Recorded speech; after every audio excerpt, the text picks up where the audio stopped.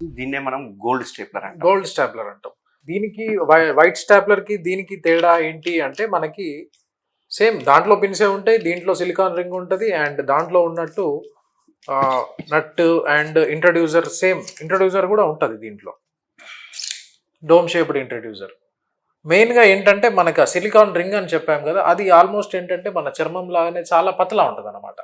దీనివల్ల అడ్వాంటేజ్ ఏంటంటే మనకి అంగం గట్టిపడ్డా గానీ ఏంటంటే ఆ రింగ్ అనేది చాలా ఫ్లెక్సిబిలిటీ ఎక్కువ ఉంటది. సో, మనకి పోస్ట్ ఆపరేటివ్ మనకి కొన్నిసార్లు మనము అంగస్తంభన కంట్రోల్ చేసుకోలేం. యూజువల్‌గా ఏంటంటే ఎర్లీ మార్నింగ్స్ ఆ టైంలో. దానికేం చేస్తదంటే ఇది ఫ్లెక్సిబిలిటీ ఉండడం వల్ల మనకి వాపొచ్చే అవకాశాలు చాలా తక్కువుంటాయి. అండ్ పెయిన్ వచ్చే అవకాశాలు తక్కువుంటాయి.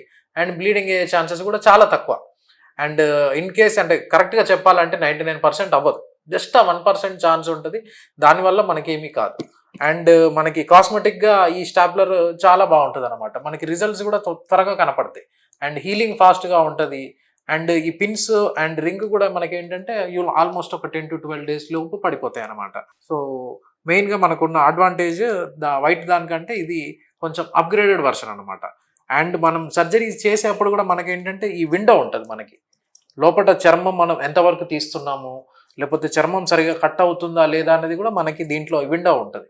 అండ్ దానివల్ల ఏంటంటే మనము ఈజీగా కట్ చేయడానికి గానీ, లేకపోతే చర్మం కరెక్ట్ తీయడానికి గానీ, అంతా దీంట్లో మనకి అవన్నీ మనకి విజిబిలిటీ ఉంటదనమాట.